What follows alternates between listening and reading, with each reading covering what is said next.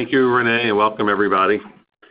We're going to take this opportunity to talk to you about LIBOR transition. We have a team here at AFS that has been looking at this for the last several months, and we would like to provide you with the latest updates that we have. This is a follow-up to what we presented at the annual AFS Summit Conference back in early April. And as Renee said, I will go through the slides so that we can cover the points that we have, and then we will open it up for any questions or discussion.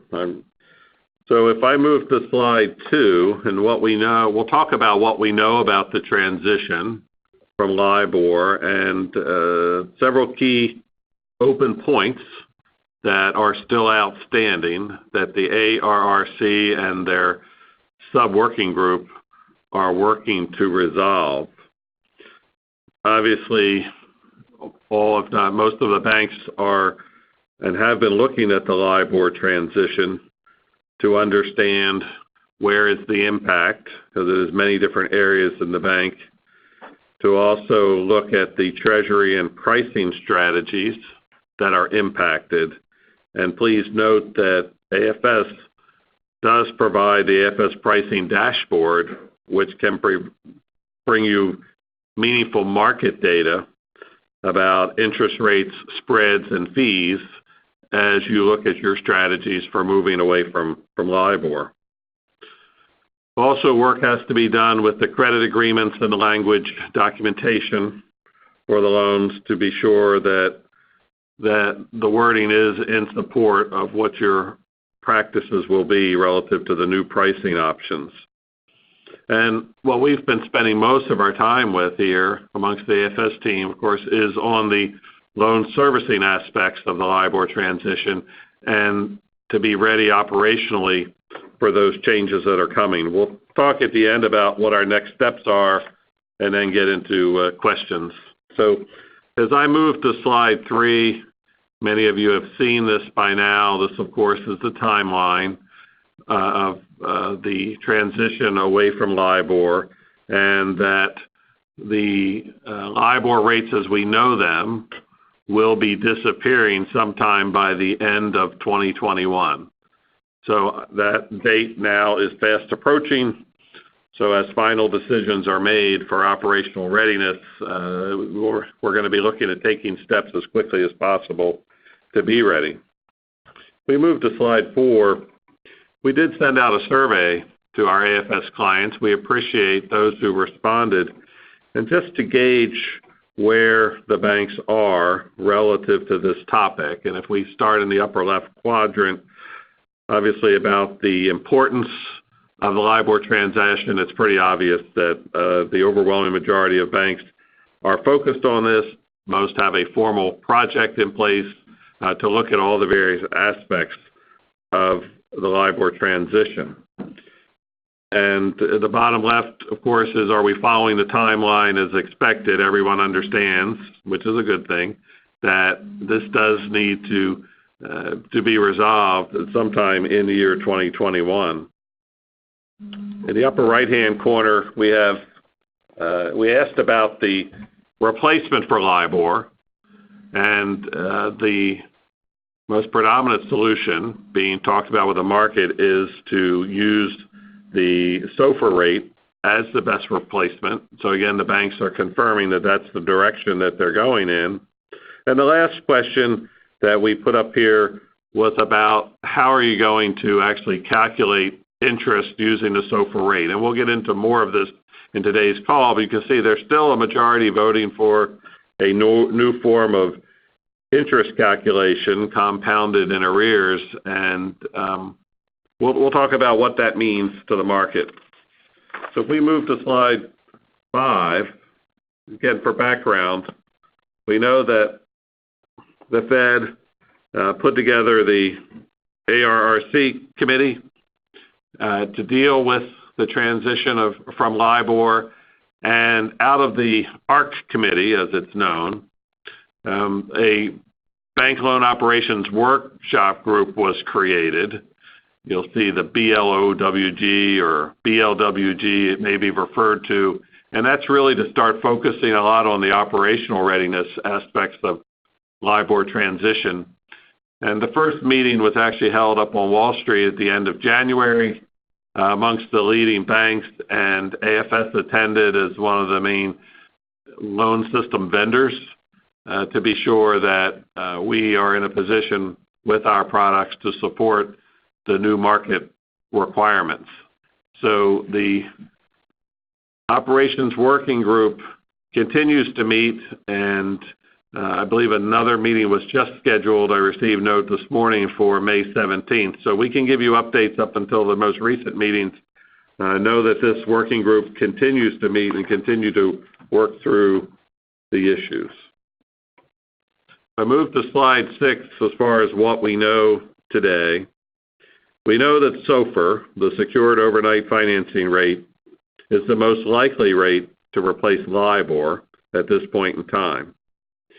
We know that SOFR has been selected by the derivatives market, and it is a rate that is published today. It's published at 8:30 a.m. on the next business day.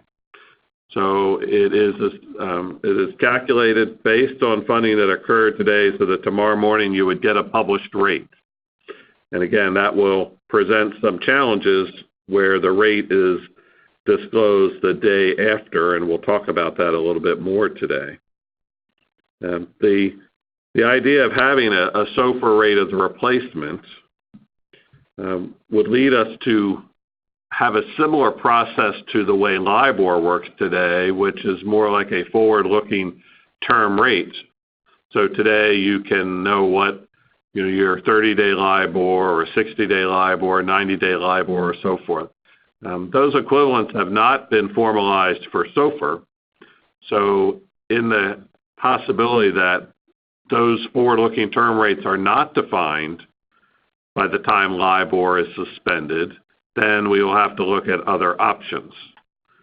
And the AARC committee has come up with 3 additional interest calculation options for a fallback option if the forward-looking term rates are not available. So you'll see on this 5th bullet here that there are additional interest calculation options listed: SOFR compounded in arrears, compounded in advance, and simple daily SOFR in arrears. We have put at the end of this PowerPoint, when you get to that, we've published the definitions that came from the ARC committee of these 4 different conventions, right? There is the forward-looking term, which would work similar to LIBOR, and then the other 3 conventions in case we don't have the forward-looking term to utilize. The operational systems, the loan systems at this point, we're being told should be ready to support all 4 of those rate conventions. And we'll talk a little bit about where we are with AFS and where we believe the market is for that as we continue. If we move on to slide 7, the bank working group is now working on use cases for these 3 additional conventions or fallback rates that are being proposed. And it's important that the market has good, solid definition of how these interest conventions are going to be done, how they're calculated, to make sure that everyone is in sync, from the lenders to the borrowers to the treasury groups and so forth. And again, reminder that we need to have this done and be operational by the end of 2021. Now, there are some differences between SOFR and LIBOR, and when a loan, if it was priced at LIBOR, would convert over to SOFR, there would be a credit adjustment spread to reflect the basic differences between a SOFR rate and a LIBOR rate. Our understanding is this credit adjustment spread would be published and would be incorporated into the all-in interest rate once a loan is tied to SOFR. There will be questions, though, about the display of the credit adjustment spread, how it looks on a borrower statement, how it's calculated, if we're going to be compounding, and so forth. So again, these are questions that are still to be answered, and we'll get to a section here in just a couple minutes where we've listed out those outstanding questions and what it's going to take, or what answers we're going to need to truly be operationally compliant with that. One of the questions, again, is about the compounding, and whether we're talking now about doing a compounding and arrears calculation.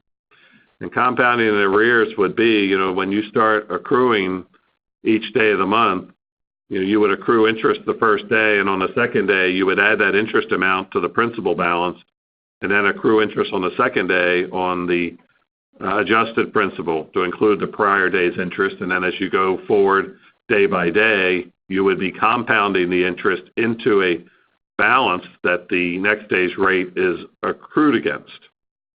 The principal balance would stay the same. If the borrower borrows $1 million, it's still $1 million at the end of the month, but each day that you're accruing interest, you're accruing on $1 million plus the accrued interest from the prior days in that period. This is not a typical method for calculating interest on commercial loans, so it does raise many questions. It is being driven, as our understanding, from the derivatives market, because if you are hedging these loans and they are tied to the SOFR rate, by having this daily compounded rate, it presents a perfect hedge for these loans. And that is great for those on that side of the equation. But then what challenges does it create for the operation side of the loan market in trying to manage through this? So we have a lot of questions about this, and we will share those with you and look to see if you have additional questions that you would like to add or discuss as we continue to participate with the working group. And then the last bullet we put here was the fact, as I mentioned, that a SOFR rate is really is published the day after. Today, we are used to having rates on same day. You know today what the prime rate is.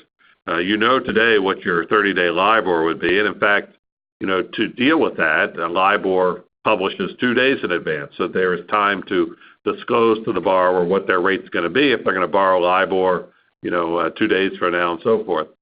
If we're going to be working with a SOFR rate and we don't know the rate until tomorrow, then it raises questions about, certainly to the borrower and the lender, how that's going to work operationally, how that's going to work in your disclosure documents, and so forth. So if we move on to slide 8, again, the Bank Operations Working Group has had some very lively discussions about these new interest rate conventions for SOFR. And, the one thing that's agreed upon is there's lots of questions, and we need solid definition. If we're going to be operationally ready, there has to be solid definition. It's similar to doing, for us, it's like doing new development and having detailed functional requirements and specifications for how the system is going to operate. So the working group now is moving towards defining those specific requirements and doing it in the form of use cases to be sure that we've covered the different basic loan scenarios and understand exactly how that's going to work. So we at AFS have submitted to the working group a series of questions to help guide these use cases and help guide the market to come up with the necessary definitions and requirements. So we will be looking to be sure of having examples or use cases to say what happens when the borrower is going to borrow a specific amount of principal money. They're going to borrow it for a specific number of days. And we'll work through real-life scenarios where we know the SOFR rate is published daily, so theoretically could be changing every day. And what does that mean to that borrower, that loan, or that tranche that is set up for whatever period of time it might be?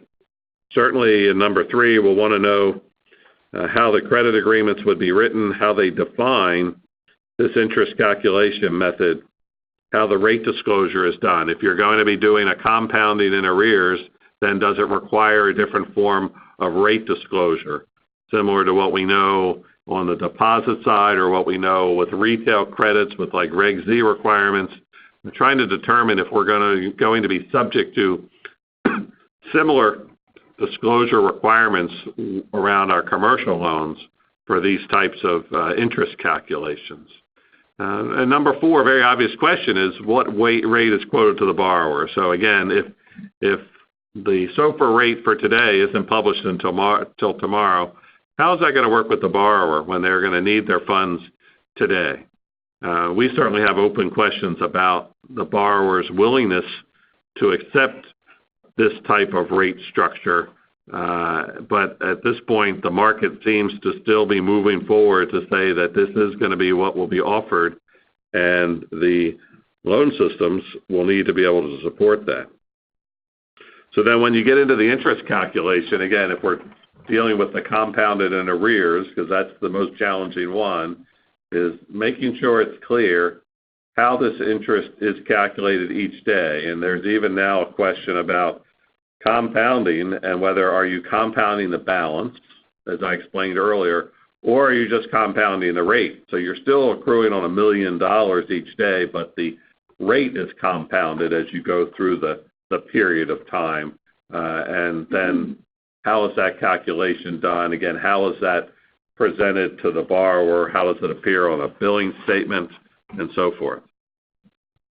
If we move to slide 9, question number 6, when does a borrower receive a notice of interest due for the end of the 30 days?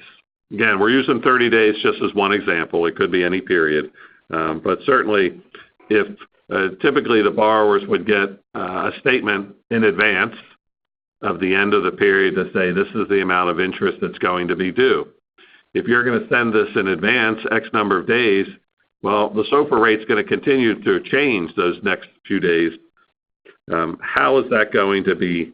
How's that going to be communicated to the borrower? What will the notice say? If you're going to get a statement of interest due 3 days before the end of the period, will the remaining 3 days be projected based on the last good SOFR rate that we have? Will it create what we call a lockout period? Then at the end of those 30 days, do you go back and do a catch-up of what the actual rates became? Does that go into the next period? These are all questions that we've come up with amongst the working group and are going to need to answer. You know, when will the borrower be expected to pay? Normally they're going to pay on the payoff date. Will there be an extension so that you can include all the SOFR rate changes right up and through day 30, and then the interest is not due until 1 or more days later? Again, this would be very different for the market, and we have a lot of questions about what would be acceptable. We will also have to anticipate, remember, when we're talking about LIBOR interest here, we're talking about all kinds of loans. We're talking about LIBOR loans, bilateral loans. We're talking about syndicated loans. And when you get into all the different markets, then you're talking about what if you're trading any of these loans? So you get into the sales and trading aspects of this. How are you going to deal with the calculation of interest to the buyer and the seller in the trades? How is that interest going to be quoted? How is that interest going to be settled? How is the accounting done on the trading date versus the settlement date? So again, these are open questions. We'll give you the opportunity to weigh in on these questions and add to them or ask any clarification questions. We go on to slide 10. Again, continuing along the sales and trading aspects of this, there's delayed compensation and other fee calculations that need to be done in trading, so they're going to be impacted. So we are going to need to be sure that our accounting systems can do all the proper calculations as necessary. In number 12, we added that the anticipation is borrowers will have multiple rate options and multiple borrowing tranches in existence at different times or same time. So again, we want to be clear how those are going to work. On question 13 is then you get into the break funding questions. We know how break funding works today with LIBOR. Will there be a difference with SOFR? Will there be a difference in calculation if you're doing a SOFR compounded in arrears method? So this will have to be, again, defined to be sure that we are all on the same page.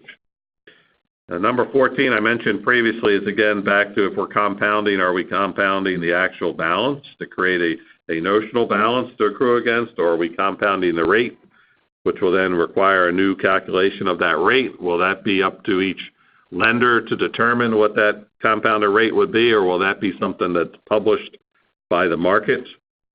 So those are additional questions. And then again, on question 15 is the spread adjustment, as I mentioned. How is that going to be communicated with the borrower? Are they expecting to see the SOFR rate plus a credit adjustment spread plus a pricing spread applied and see all three components versus just an all-in combined rate? These will be questions that need to be answered. If I go on to slide 11, again, where is the impact? Well, again, the impact, of course, is with your operational systems that are doing the calculations and collection of interest, but also the reporting and the data that comes out of those systems that goes to your Treasury, Finance Departments, General Ledger, and so forth. This will all have to be worked through. Again, from a Treasury standpoint, what data will they need? How will these replacement rates be calculated and displayed? We mentioned the documentation, and we know the banks are in the process of doing the updates to the documentation as necessary to make sure that your credit agreements are ready for the transition. Again, the last piece is the operational readiness, and that gets into our loan systems and calculations. So on slide 12, just to talk about where we're going next. So AFS is continuing to be a key participant in the Bank Loan Operations Working Group to continue to work on these use cases. As you see, we've been presenting questions and scenarios that need to be analyzed and answered. We're looking very closely at what those changes mean to the AFS loan systems, and we will continue to provide this community with those updates. There is talk about other reference rates that are surfacing beyond maybe SOFR. I know I've read some articles recently on AARC, if I'm saying that correctly. Again, as we see this, certainly the market responds to the different conditions, so it will be interesting to see what the actual response is going to be from the lender and borrower communities as we approach the actual replacement of the LIBOR. So this group, the AFS Best Practices Leadership Council, will continue to schedule these webinars so that we can communicate with you what our latest findings are and also collect your feedback so that we can help share that with the overall working group. I know many of you are participating directly in the working group, so I'm thinking these calls could be a chance. Sometimes we're a little bit smaller group here that we can have some additional detailed discussions that will help, I think, support the overall actions of the working group itself. So, Renee, I'm going to ask you to open up and see if we have questions. Let me explain where we are right now positioning with AFS and so that you have a chance to prepare your questions. We know today that our AFS Vision loan platform will support the SOFR changes that are being proposed. There is an outstanding question about the compounding in arrears, and as that is completely defined, we will provide those updates as necessary for AFS Vision. I know a number of our clients and participants that are on the call are using the AFS Level 3 system, and as we have communicated already, Level 3 as well supports most of the interest conventions that are being proposed here, 3 of those 4. It's the compounding one that is still a question, and we will continue to look, we AFS, and how AFS Level 3 can support that requirement. But again, it is subject to the final definition from the market, exactly what the system is going to need to be done. So I can see on our moderator screen that we have some questions. The first one is, will AFS have some type of process in place to facilitate or automate the changeover to LIBOR rates to an alternate rate for the existing portfolio? And so we are looking at this to see if there should be an automated changeover, or will it be worked into a, well, let's say like a repricing process. You know, today I know in AFS Vision we've built the repricing workflows to facilitate those changes. The question I think probably is, do you want the system to automatically make these changes? I think right now our position is the system would alert the users that a repricing date is upcoming and facilitate a repricing workflow that would allow the lender to go in and make the determination of what those changes would be. And what is the cadence of the bank operations working group, monthly, weekly? It does not have a regularly scheduled cadence. I'll have to look at one of my team members, Joe, where we've had about every, 2 to 3 weeks, you would say? About 3 weeks. So it's been about every 3 weeks that the working group has met. I would say in the last one that we participated in, which was end of April, we really started focusing on, we've got to get detailed functional requirements around the interest conventions, especially the compounded in arrears. And so I think the working group is finally getting a focus on that. So I'm very anxious to see in the upcoming meeting, the end of next week on the 17th, if we can actually make some measurable progress in getting those definitions nailed down and the use cases identified. So another question is, will AFS build in a place to store the backup rates? So yes, today AFS has the ability to support, virtually unlimited user-defined index rates and the full history of those. So certainly those rates, SOFR, whatever form, will be and are supported today within the AFS systems. When we talked about something, the credit adjustment spread, for example, which is going to be a published number that you will know, and it will be a static adjustment spread number for this particular rate, say if it's a 30-day SOFR, for example, we are able to use an AFS feature called derived rates so that there can be a daily SOFR rate index rate, and then you can create a derived index rate that is the daily SOFR plus a credit adjustment spread, and you can indicate is that 250 basis points or 300 basis points. So once you define those different spreads, you won't have to update all those different index rates for every different credit adjustment spread you have. You'll just update the daily SOFR, and through the derived index rate capability with AFS, those other rates that include the credit adjustment spread will automatically update. So that will be a good time saver operationally, and again, reduce the chance of any kind of errors with those rates. I didn't unmute the lines yet. So. I'm looking at the questions that were submitted. That may be the last one that someone sent in writing through the webcast. We've unmuted the line to see. The conference has been unmuted. We've unmuted the line to see if anyone wants to chime in verbally. I know we have a lot of people on the line, but we'll do our best to manage who's talking. Dean, I was going to say, so if you would like to pose a question, we'd ask that you use the raise the hand feature. Then Dean can see that, and then he can call on you, and you can ask your question.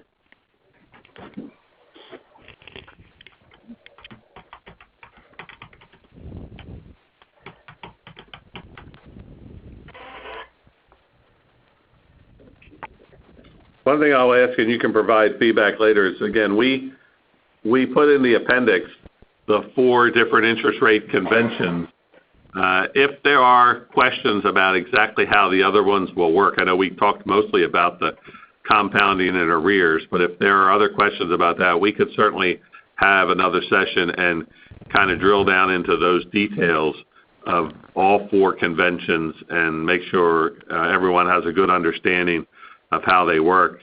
Again, other than the compounding and arrears, we can support those today, and we could talk specifically about how the system does that support. Is this another question? This one is from Bees.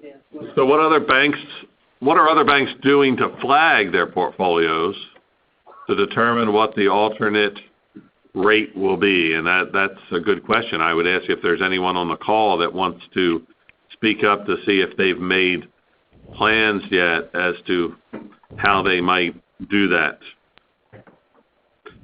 I assume the question would be, what would the fallback rate be if it's a 30-day LIBOR? You want to indicate if it's going to be a 30-day SOFR, it's going to be prime. It could obviously be any rate, right, that the bank determines in their policies to be.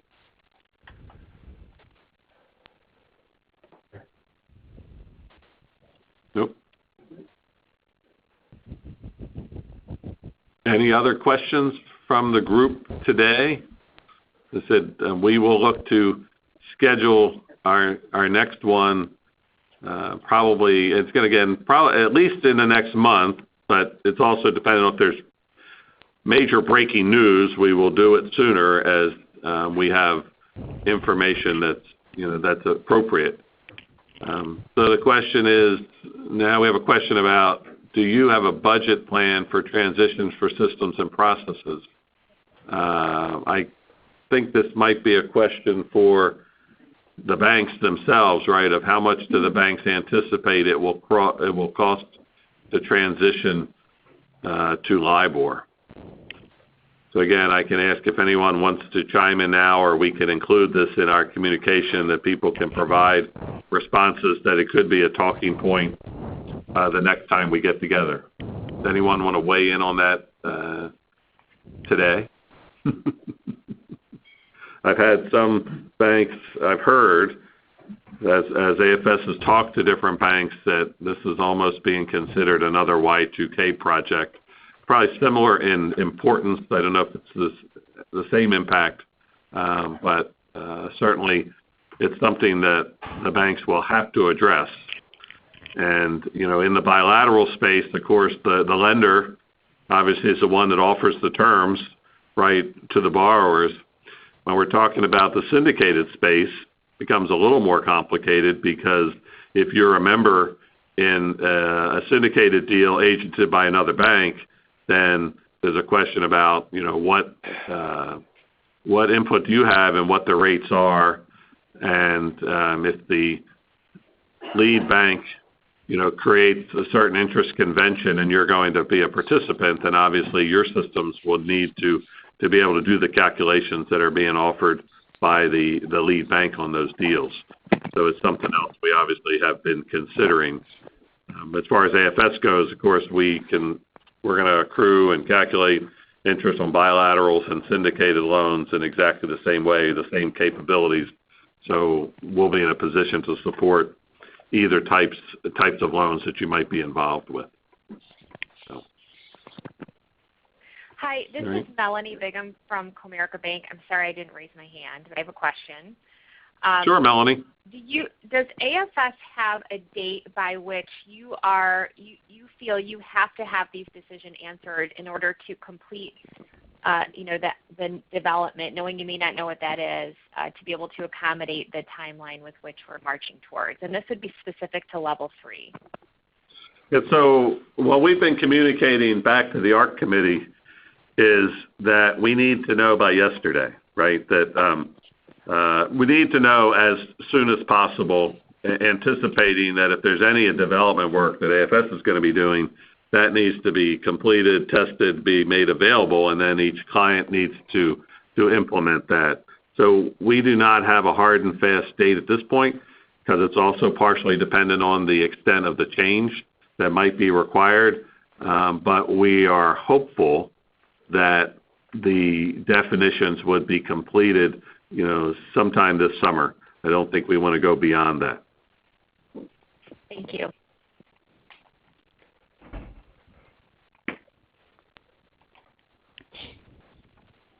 Okay.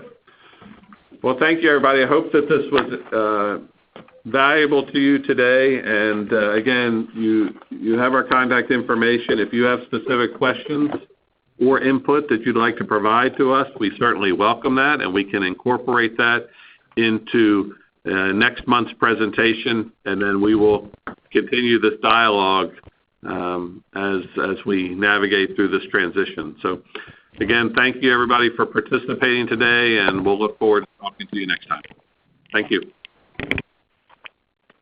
Thank you. Please stand by.